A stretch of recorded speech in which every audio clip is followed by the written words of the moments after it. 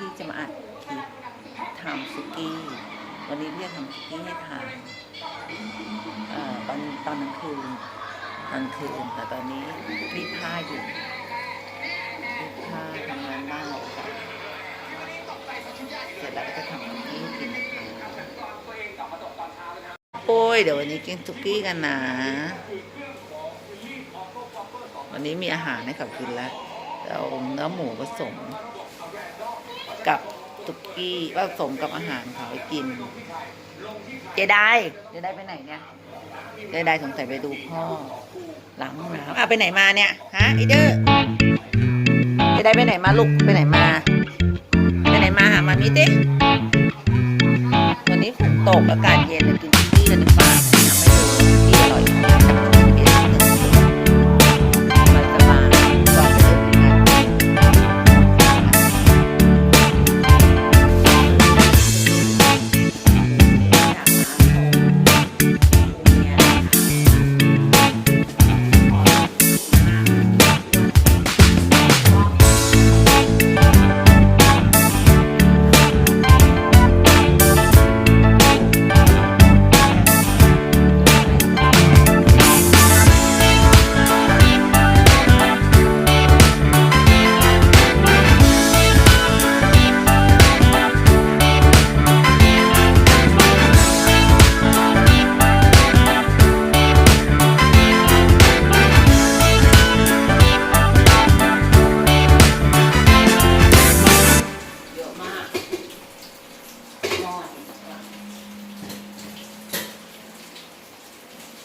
ต้มพอประมาณพอ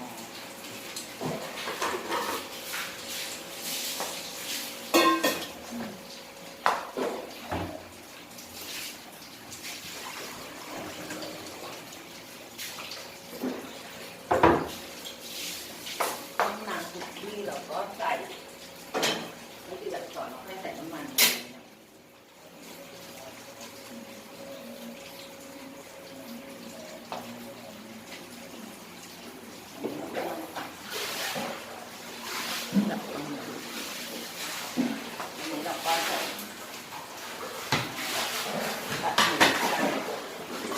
หน่อยนะสามีล้างที่ไหน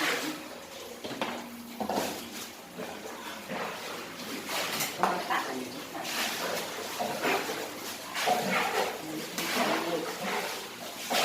ปลาเลยไม่ละลายน้ำแข็งเพราะว่าน้ำหนักน้ำแข็งเยอะ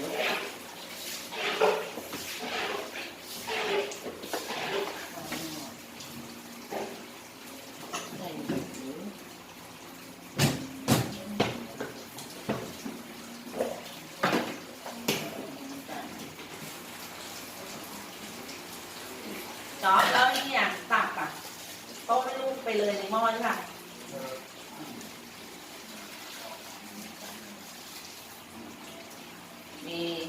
มีหมูพริกกะเหรี่ยงก็มีหมูหมักเลยเรียบร้อย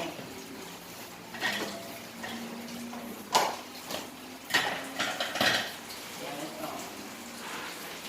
ฝ่าน้ำซุปจะเดือดแล้วก็สุกวันนี้ทำอะไรกินอันนี้ฝนตกก็ต้องกินสุกี้กันนะมันจะเข้ากับบรรยากาศส่วนอันนี้เราก็หั่นใส่จานเล็กไว้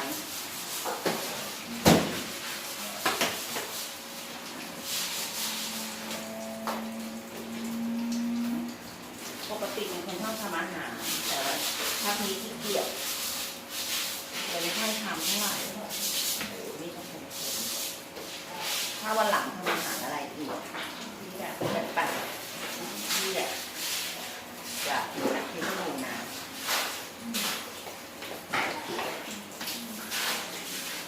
วันนี้น้องๆบอกว่าอยากให้อัดแต่งหน้าให้ดูน้องออมบอกว่าอยากให้เจ๊อัดคลิปแต่งหน้าเมื่อวานก่อนซื้อจอบแอบดูอะไรซื้อเครื่องสำอางของใหม่แล้วอัดให้น้องออมดูว่าซื้อแต่งหน้าเป็นยังไง เ บอ่ะลูกคนเดียวบ้างโอ้ยโค้งคงเล็กหมดละเส้นไม่ใส่เป็นเส้นนะใส่มาม่าต้มยำ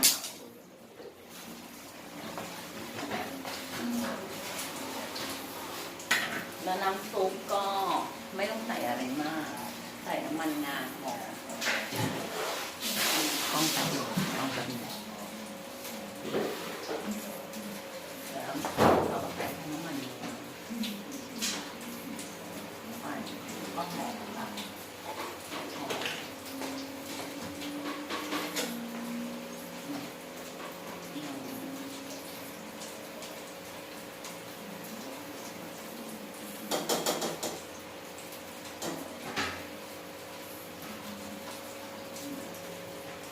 จะหอมจะต้องใส่ข้าวเหนียว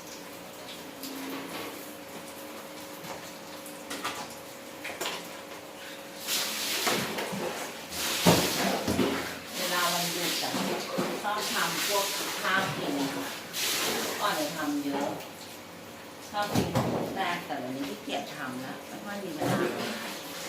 ถึงประมาณ2 หนึ่งได้นะเดี๋ยวอัดคลิปดูใหม่ตอนกินนะคะเดี๋ยวเตรียมผักเตรียมอะไรก่อนเตรียมให้เรียบร้อยก่อนแล้วก็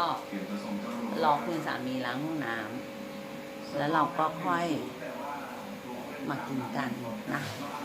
ว่าวันนี้จะกินแล้วอร่อยมีความสุขขนาดไหนส่วนอันนี้เดี๋ยวพี่ก็จะนั่งพักผ่อนต่อดูนู่นดูนี่อยู่ในบ้านเพื่อรอสามีเนี่ยรอสามีทำล้างห้องน้ำรอจ๊อบล้างห้องน้ำก่อนพี่น้อยวันนี้แล้วมาทำแบบนี้แล้ว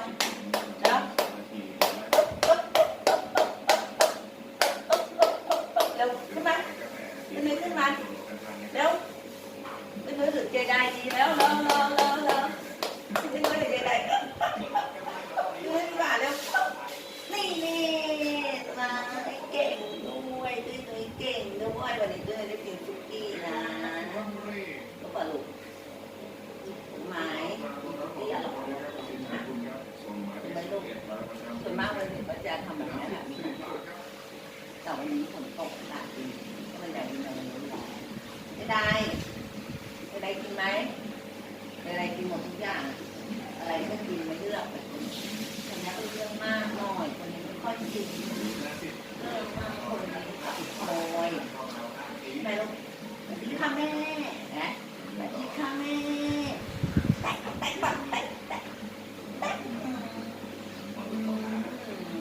เลี้ยงน้องหมามา4 ตัวมีเคยหนูที่ว่ายเป็นโคล่าว่ายไม่เป็นเพราะว่าพ่อผมไม่ค่อยหัดไม่ว่ายทำไมเลยว่ายเป็นเจไดนี่ก็ว่ายเป็นมาทำคุกกี้กันนะคะดูเลยเมาส์เสิร์ฟมาใกล้ๆนี่เมาส์ถ่ายตรงพ่อให้หน่อยสิว่ามันน่ากินขนาดไหนไม่รู้ไฟจะดับก่อนเนี่ยไอ้แบงค์มันมาทำไฟแล้วไม่รู้ไฟจะดับเปล่าดูสิน่าอร่อยมากเลยน่ากินมากเลยมีหมูมีมาม่าถ่ายเข้าไปในหม้อหน่อยสิเนี่ยถ่ายโอ้โหฟันกระหม่อมของเฉงเนี่ยรสชาติดีมากอร่อยเยี่ยมดูสิร่วงนี้อร่อยมากร้อนเลยนี่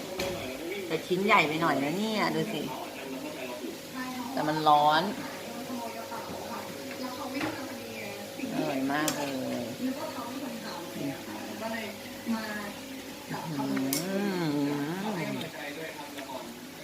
อร่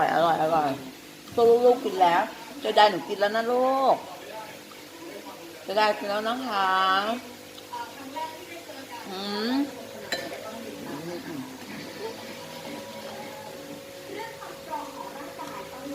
ฟินมากฟินมากอร่อยด้วย